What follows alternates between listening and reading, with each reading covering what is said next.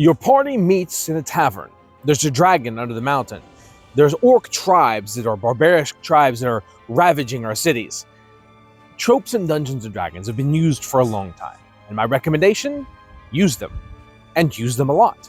They're tropes for a reason. It's kind of like a pumpkin spice latte. If you don't have one because that's not cool or because that's, too basic, then you haven't had a pumpkin spice latte. There's a reason why things are good and lots of people like them. But let's talk about a way that we can use tropes, common things we see in Dungeons & Dragons, and actually make them different, make them fit your campaign. So let's talk about it. How do we use tropes in Dungeons & Dragons?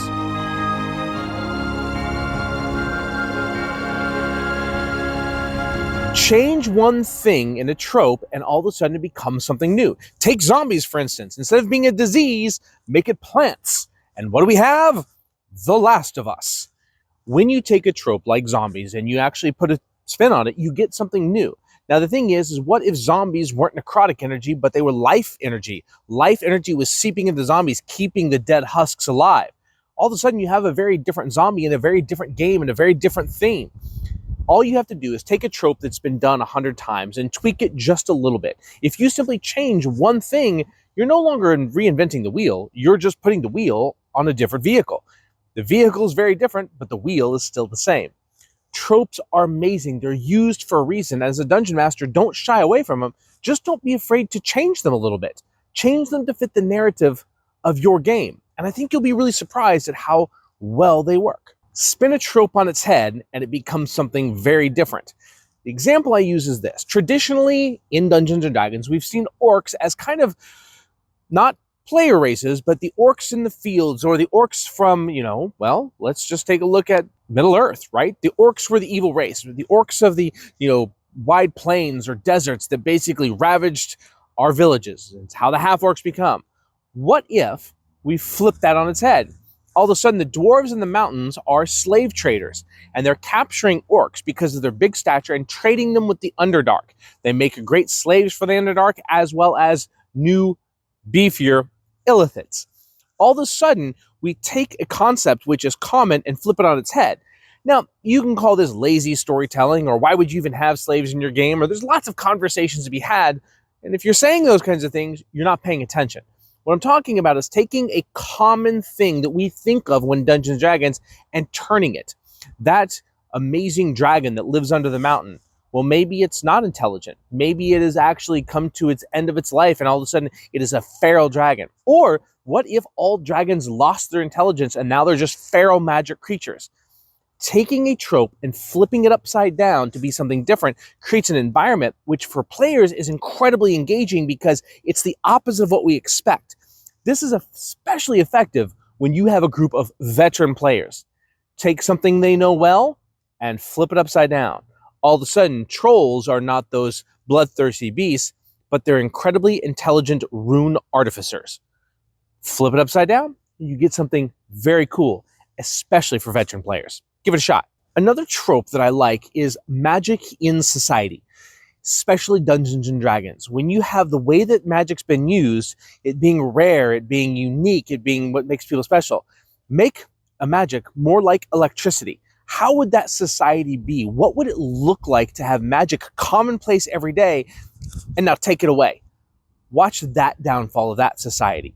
Magic in a lot of our places exists in 3 categories. Number 1, low magic, middle magic, or high magic. But what if magic was just everywhere and then it went away? Now, magic and sorcerers and people that can actually do magic are needed to barely keep society running.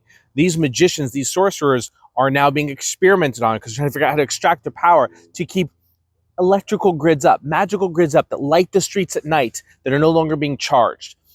When you take magic and you actually infuse it into the game on a fundamental level, it's amazing the kind of games you get out of it. In Dungeons & Dragons, we are afraid to do that a lot of times. Not all games. For those of you that run high magic and magic is everywhere, I know that you're not afraid of this, but that's not what I see.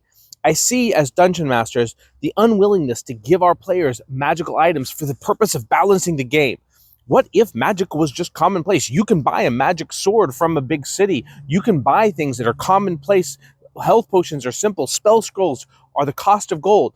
adventurers would have access to these. That's why they need them to go out there and adventure. And so all of a sudden, when magic becomes that commonplace, it changes the dynamic of the game. I want to see more of that in Dungeons and Dragons because it works very well. As a dungeon master, challenge yourself to balance those encounters and give your players challenges when they're loaded full of magic items and they can replenish them. That's the key. We see so often that the trope of Dungeons and Dragons is you fought hard for that scroll, that hammer that's under the mountain that you have. That's not. What if magic was just everywhere?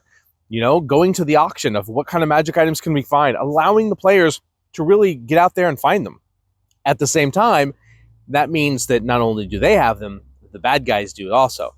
It's a trope that I love to flip on its head. What do you think of that? Taking magic and just making it absolutely everywhere in your Dungeons & Dragons games. How many are you doing it, and how many of you done it successfully? I am curious. Another trope of Dungeons & Dragons that I would love to see flipped on its head is the opposite of what most of us run.